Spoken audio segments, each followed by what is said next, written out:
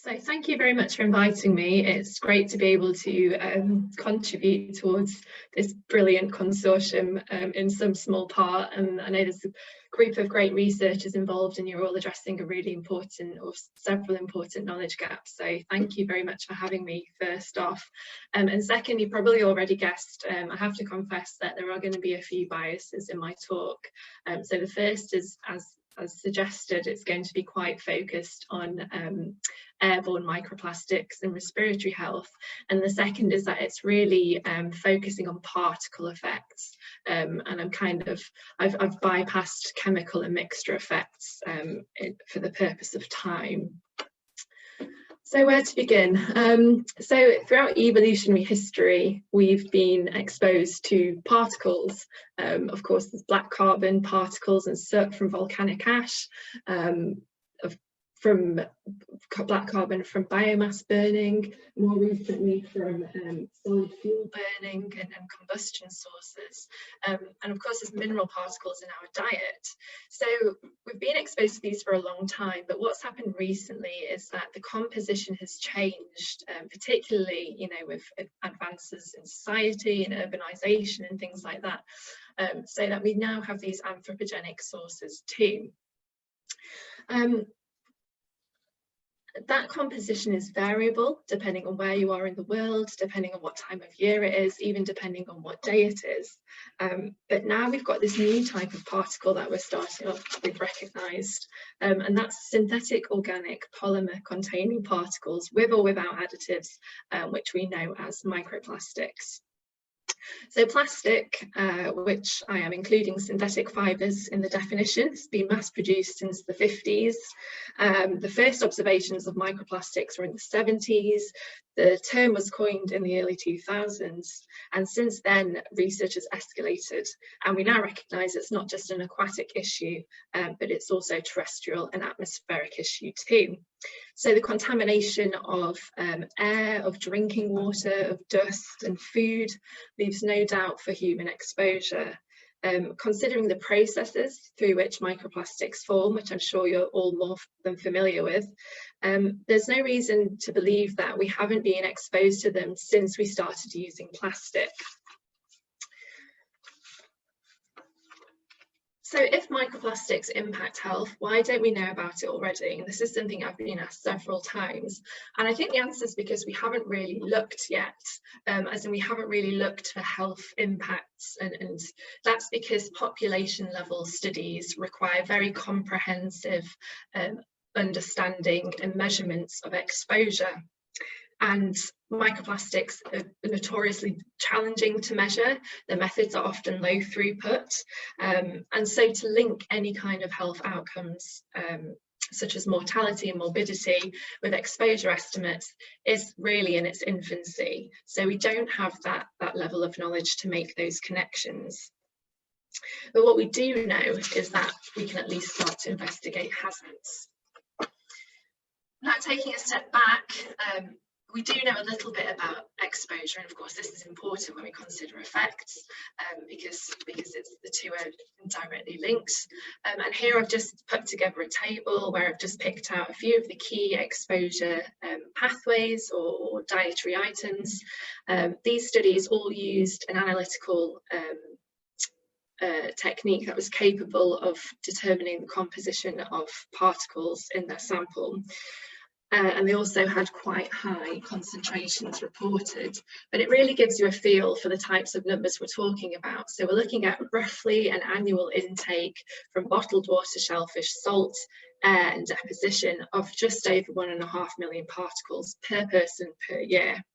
There are some caveats, being that obviously in terms of food, that's only a very small component of our diet that's actually being explored. So this is very much likely an underestimate, but we're looking at a rough daily intake of just over 4,000 particles.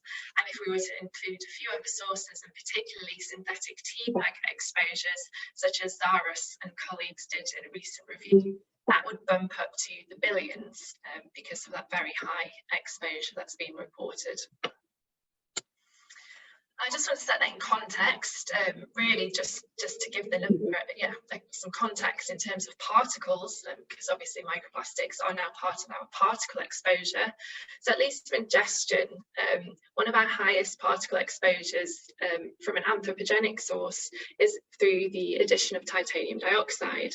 So it's been estimated that the average Western diet leads to, you know, hundreds of billions of particles intaken per day. For PM10, so that's particulate matter of an aerodynamic diameter of 10, which is how we measure particles in the air, that number's also on the tens of billions per cubic meter of air. So you can see these are daily intake estimates. So you can see there's a big magnitude or a big scale in terms of the difference between what we might be exposed to in terms of microplastics and what we know we're exposed to in terms of other particles. But of course there are caveats, because we do find this analytical, it's an analytical challenge, it's low throughput, we're just scratching the surface with what we know, and we're really you know, we really struggle to measure microplastics below 10 or definitely below, you know, a few microns in size. So that really leads to these questions. You know, what's the relative contribution of plastic to our total particle exposure? What's the relative potency of microplastics compared to other particles? And is there a mixture effect? So does it matter? You know, is the issue just that plastics contributing to this daily particle intake in general, or are they particularly important, or is it the fact that they're interacting with other particles and potentially having an interaction effect? Is that the important part? So I think these are some important questions moving forwards. Now, in terms of the outs, you know, what happens to these particles once they're in the body? Well, for ingestion, it seems that some of the larger particles at least might pass through, as you may be familiar with the paper from Philip Schwabel and colleagues who studied human stool. So they actually observed up to 416 microplastics per 10 grams of stool. The average stool size is 100 grams. So my daily intake estimate of just over 4,000 microplastics is actually spookily aligned with what may be ingested on a daily basis from adults. But of course, one key question is whether the size distribution measured in the stool, which range from 50 to 500 microns, whether that accurately reflects what's going in. And that's important for a number of reasons, but mainly because it probably influences how cells interact with those particles. So there are a couple of things I just want to note here. Firstly, the gut is obviously mucus lined, so it's actually very challenging for particles to reach the epithelial lining. You know, aside from that mucus lining, most particles, except for what we're exposed to via drinking water, are probably intaken with a bolus of food. So they're actually in a particulate food matrix, which dilutes out the microplastics. So it's a challenge to actually reach the epithelial lining of your gut. And once it does, there are two mechanisms by which particles may cross the gut and lead to internal exposure and potentially bioavailability from the blood. The first is for particles below 10 microns in size. It's an active uptake mechanism whereby specialized cells actively engulf particles from the lumen. And the second is a passive mechanism known as persorption, and that's relevant for particles up to 130 microns. That's obviously very large. But what's important to note here is that the rate of uptake is low. So for particles that are actively uptaken, those smaller sizes, an average of 0.5 to 3% of particles will cross the gut in that way. Whereas for the passive mechanism, it's even lower. 0.0002% of particles will cross the gut via that mechanism. So as you can see, there are a few challenges that particles have to face and navigate before actually contacting a cell and then before being uptaken by a cell. And what about inhalation? Well, there's a similar story in it. As I said at the start, we've evolved alongside particles, so our bodies developed these clearance mechanisms to eliminate particles from the airway. There are two mechanisms. The first is what we call mucociliary clearance, and this is relevant to the central airways where you've got cilia-lined cells and mucus-secreting cells in abundance, and this essentially creates a kind of dynamic escalator where particles are swept up and swallowed.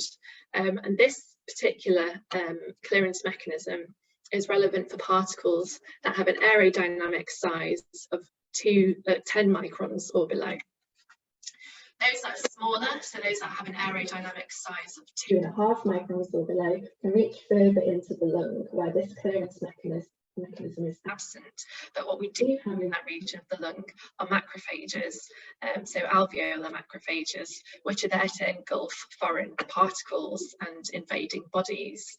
And this actually takes a lot longer in terms of the clearance process. So the mucociliary clearance is on the order of hours to days, whereas the macrophage clearance is on the hours of weeks to months, depending on the particle type. But they're important for another reason. So I mentioned these two different clearance mechanisms relate to two regions of the airways, which are impacted by two sizes or aerodynamic sizes of particles. And that's important when we think about air pollution. So air pollution or total air pollution exposure is actually ranked the 5th biggest risk factor globally for mortality. And what we actually know is that in that air pollution, both PM10, so the particles that have an aerodynamic diameter of 10 microns, and those with an aerodynamic diameter of 2.5 microns, the PM2.5, are actually responsible for that increased risk and premature mortality. And so you can see here, this graph essentially shows that, and what it shows is it's the PM2.5 fraction that has a higher association and is associated with more premature mortality and more mortality around the world. So we know that particles in those size fractions are not just associated with disease, but with mortality too. And that's one of the reasons in my lab why we've been focused on really trying to nail down that measurement in ambient particulate matter. So we've been trying to refine methods and analytical techniques to detect particles in those size ranges, because we know those are what matter when it comes to respiratory exposure and health effects. And what you can see is we've developed Raman imaging as our analytical tool, and when we've applied it to PM samples, we have found particles down to a few microns in size. And because of the low density of plastic, that probably means they aerodynamically behave even smaller. So this really leaves no doubt that humans are not only exposed to microplastics, but are probably exposed to these particles that are capable of reaching the central and distal regions of the lung. I just want to take this idea of exposure a little bit further, because aside from exposure at these portals of entry, that being the gut and the airway, there's also an idea of internal exposure or internal dose, and that's really, it refers to those particles that are able to cross epithelial barriers and enter circulation, from where they may redistribute and transport around the body to secondary tissues and target tissues where they'd ultimately accumulate. So this is important because we know that microplastics, or we hypothesize microplastics to be persistent in the body. So if there is a target organ following uptake into the circulation, then that means they could accumulate there, and if they accumulate there over a chronic period of time, it could reach a threshold or a level at which could cause harm. So I just wanted to bring up the news story, which you may or may not have seen recently. It was about microplastics in placenta. The global media went mad for it. My favourite headline was, "It's like having a cyborg baby." I'm not sure how that made sense, but anyway, but this obviously made headlines because it was some of the first evidence to show microplastics in the body in human tissue. And I found it quite curious because I looked at the particles and I checked the results, and actually the majority were 10 microns and some were 5 microns in size, and that's partly due to the analytical technique used, being Raman microscopy and its limitations. But I did think, that feels quite big for the placenta. I've never made a placenta, so I don't know exactly how it works, but I thought I'd look into it in a bit more detail. So what I found is actually you know, I thought for those sizes, those particles must have come from the diet, because there's no way that particles of that size would cross the lung barrier. So they must have crossed the gastrointestinal barrier. And we know there is potentially a plausible mechanism for that to happen, that passive persorption. But when I looked into this a bit more, obviously I realised that actually these particles, these large particles which translocate from the gut, they translocate either via the lymph and the lymph chyle, or via portal circulation, being the portal vein, which ultimately ends up in the liver. And what we know about the liver is that it has some specialised cells called Kupffer cells, and these are there to essentially clear particles above 500 nanometers from the blood.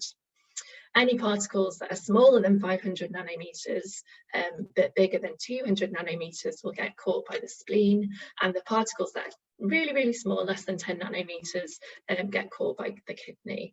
And in terms of drug delivery and drug carriers and polymer carriers, the upper diameter limit for carriers is below 3 microns, and that's because anything larger would risk blocking some of the smallest blood vessels, which are about 5 microns in diameter.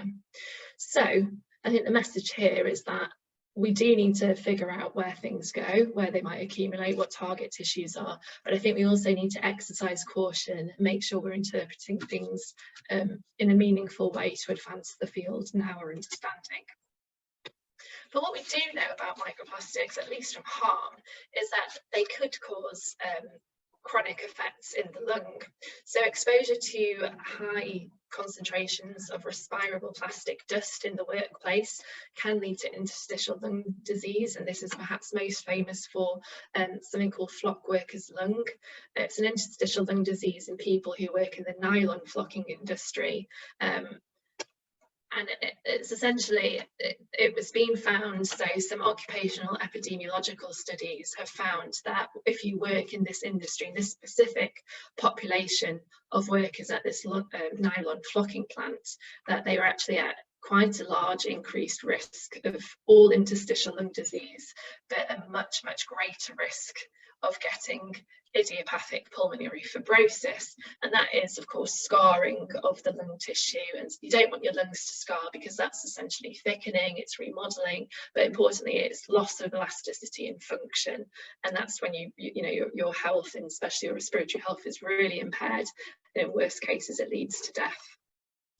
So similar outbreaks have been observed for polyethylene flock workers in Spain, polypropylene flock workers in Turkey, and rayon flock workers as well. So it seems that it might not be specific to polyamide, but perhaps a response to an accumulation of respirable plastic dust in the airway. And here you can just see an electron microscopy image of what that dust looked like. So they weren't fibres necessarily, but fibrous fragments that were generated during the cutting process of nylon fibre. And so flock workers, like I mentioned, it's this interstitial lung disease, and some of the pathology that you might use to characterise it, aside from the inclusion of these pieces of nylon dust, will be things like inflammation, granuloma formation, which is essentially an accumulation of macrophages that sort of form a almost like granular nodule, and fibrosis, which is the tissue scarring. So that's flock workers' lung. No one knows exactly why it happens or what the underlying mechanisms are, but one of the hypotheses is that it's to do with the charge of the flock, because during the flocking process, the material is charged so that it sticks to upholstery, and so it has a positive charge. And what we know from other fields, particularly engineered nanomaterials, is that positive charge is typically more toxic than neutral and negatively charged particles. So here you can see some examples. A positive charge was found to increase uptake of polystyrene nanobeads into alveolar epithelial cells by 20 to 40 times more than the neutral and negatively charged particles. And a few years ago, my colleague Terry Tetley published a paper about the bioreactivity of particles using polystyrene polystyrene as a model particle, and again found that the positively charged polystyrene led to greater oxidative damage, cell death via apoptosis. However, in this instance, it wasn't linked to uptake, so it wasn't necessarily that the cells that were damaged and had ingested more or had more nanoparticles in them. It was hypothesized that it might be to do with perturbed cell surface signaling due to that charge. But interestingly, charge is attenuated by coating, and what's the first thing that happens when a particle lands in your airway? It contacts a lung lining fluid, and so very rapidly actually acquires a corona. And I know you'll probably be familiar with coronas from an environmental perspective, but this also happens in biological fluids. So it's a biomolecular coating. It's hypothesized that the composition of the biomolecules in that coating can affect particle cell interactions, but there are a few core proteins which there's a low diversity of proteins which accumulate in a very high amount. So the proportion of proteins is typically shared across just a few key ones. And this generally is perceived to average the surface property of the different particles. So for example, in a study which assessed different charges of polystyrene and titanium dioxide particles, it was found that independent of their different surface properties, specific to each particle, that actually they all had a zeta potential very close to zero after being incubated in human lung lining fluid. And so it kind of almost is like that coating would attenuate charge. So it's perhaps more likely, let's use that, it's perhaps more likely that microplastics maybe become one. So, you know, we always talk about this idea of different polymer types and sizes and this complexity, but if the coating's generally dominated by a few proteins in the lung, maybe the cell just sees one particle or, you know, one microplastic, in which case the particle properties would then become important once inside the cell when that protein coating has been removed and degraded. I think another idea to draw upon when we think about the effects of microplastics is biopersistence, because aside from obviously size, as we've spoken about being important because it dictates where a particle may end up and you know, whether or not it's engulfed by a cell, and of course smaller particles have a larger surface area and perhaps more space for reactive sites, and we know that charge and corona are also important. Biopersistence is important too. So first of all, I just want to draw upon a couple of examples that suggest that polymers might actually not be that biopersistent. So these are both from in vivo studies, evidence from in vivo studies which have looked at the persistence of synthetic polymer fibres in the lung of rodents. So para-aramid fibres are actually quite a interesting case. So back in the 90s, I think there was a lot of interest about them because they very easily shed very, very small hair-like fibres, as you can see in this image here, which were of a size small enough to reach the deep lung. And so there was a big concern for this increased risk of exposure to this synthetic dust. But actually it was found that the fibres weren't actually persistent. They would break down in the milieu, in the environment of the lung, and so they were ranked to low risk. And this has actually also been observed for polypropylene. So in rats that were exposed to polypropylene fibres, it was found that these fibres were actually segmented and shortened, which led the authors to hypothesize that there were some enzymes present in lung lining fluid that were responsible for degrading the fibres and starting to break them down. This is an important idea because once a cell has seen a particle or seen the corona, and if it engulfs that particle as it would in you know, the sort of first line of response, particularly in the airway where you've got macrophages which are there to engulf foreign material, if the particle persists in that cell, it's going to lead to cellular damage. And that's because the cell's constantly secreting pro-inflammatory cytokines, oxidants, you know, it's going through its pro-inflammatory response to try and get rid of the particle. And if that were a bacteria or some cellular debris, that would work. But because it's persistent plastic, it would lead to essentially cell death and secretion of all those different biochemicals. So I'm just going to move on to talk about actual studies which have gone to investigate the effects of microplastics. Those are really just a few ideas from different fields that I think are relevant to the idea of microplastics and health. I just did a scoping exercise before this talk, just to sort of check I hadn't missed out any recent papers, because obviously we always get bogged down and, you know, this field's just exploded, so there's things coming out all the time. But I just did a scoping exercise to look for microplastics and toxicity, specifically in human or mammalian models. And the first thing to note is, obviously, in terms of the polymers tested, the vast majority have looked at the effects of polystyrene beads. So I think we know a lot about polystyrene beads, but not perhaps other polymers. And interestingly, of course, most are in vitro. About 8 were done in vivo models.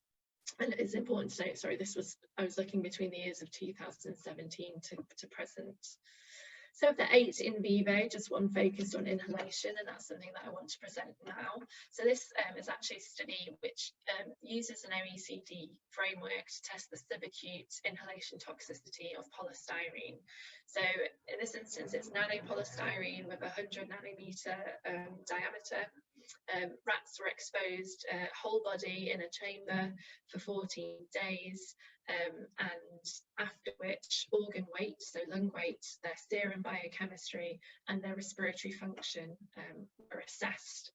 And I want you to pay attention to the exposure concentrations. So you can see it ranged from 0.75 through to 3 times 5 to the 10 particles per cubic meter. Now that actually corresponded to 34 and 23 micrograms per day for males and females respectively. And so it's actually a very high concentration. The exposure is actually equivalent to well, hundreds of millions of particles per day, just for males and females respectively, and around 100,000 particles per centimetre squared of airway. So this is a very high concentration, especially when you think of what we know about our exposure in the environment so far. And interestingly, no quantitative dose response in any of the observed endpoints were observed. So some were affected, but perhaps at a low dose or a high dose, but there was no dose response, which led the authors to conclude whatever that observation was, it wasn't driven by the particles. So that was a subacute exposure to polystyrene. But another idea, and I think this plays back to the flock worker's lung and the effects that were observed. There were really chronic effects. You know, there were things that had formed as a result of unresolved inflammation and a uncontrolled tissue repair response. And so one thing I want to hypothesize here is perhaps an adverse outcome pathway that's more relevant for persistent particles. So this is actually from Sabrina Halapanova and her team, and this particular adverse outcome pathway is proposed for persistent materials, but you know, from a carbon nanotube and engineered nanomaterial perspective, and it's with the intention of trying to reduce the use of animals. So the idea is that you can plug in these key events in vitro models and essentially use a benchmark dose approach at each key event. So the important things here to note really that inflammation, so the release of pro-inflammatory cytokines, oxidative stress, so increased ROS synthesis, and cytotoxicity are all upstream events from which you're able to predict in vivo tissue level damage. And it's, as is mentioned, that uncontrolled resolution of that damage which leads to scarring and loss of function. So I found a paper fairly recently which had conducted an in vitro pulmonary toxicity assessment, again using polystyrene microplastic particles. But some of the results can actually be mapped to the early key events in this adverse outcome pathway. So, for example, pro-inflammatory cytokines were significantly increased. These cytokines were interleukin 6 and 8, and increases were observed at 10 and 1,000 micrograms per centimetre squared. So again, we're talking the high concentrations, but they did still see an increase in these in this key event. They also observed an increase in oxidative stress, again at 24 hours post-exposure, and that was again at 10 and 1,000 micrograms per centimetre cubed concentration. They also observed a decrease in cell viability, so cytotoxicity, and an increase in membrane permeability, which does essentially suggest a loss of function, of membrane function, which can be mapped to this idea of the alveolar membrane integrity. So, you know, there's pieces of evidence that can start to plug in some of these key events and ideas as to perhaps how microplastics might share adverse outcomes pathways with other particle types and share the pathogenesis with these particles too. But these are, of course, using simplistic in vitro models and very high concentrations. And so how does this translate back to our population exposure? And especially for things like inflammation, which is, you know, perceived to be one of the sort of key events for microplastics and their hazards. You know, you really need to move away from a simple in vitro model, because otherwise you might not capture the full homeostasis signaling that you would otherwise get in vivo. So on my final thoughts, sorry, it's so Jerry Springer, sorry. So I think one of the things I want to highlight is that I found a lot of the fundamental questions for this field, especially concerning, you know, the influential physicochemical properties that drive toxicity, are really cross-disciplinary, and some of them are still unknown for fields that are so advanced, like particle toxicology, engineered nanomaterials, therapeutics, biomaterials. So I think this cross-disciplinary way of working is going to be really beneficial for us, because there are other fields working on these questions too. I haven't even mentioned air pollution there, but, you know, that's obviously highly relevant as well. I think due to the perceived persistence of these particles, that the effects we're likely to see, at least locally, are type 1 to type 2 immune responses, where your conversion from your initial pro-inflammatory type 1 response to a type 2 response, which is essentially resolution, leads to a continual heightened type 2 response, because those particles are persistent, and this leads to granuloma formation and fibrosis, as has been seen for nylon fibres or nylon particles. And finally, I think there's specific underlying mechanisms that lead to a shared outcome adverse outcome pathway. Sorry, that's missing there. The underlying mechanisms may differ for different particles, but ultimately I think there's a shared outcome and perhaps a shared some shared key events as well. Let's say thank you.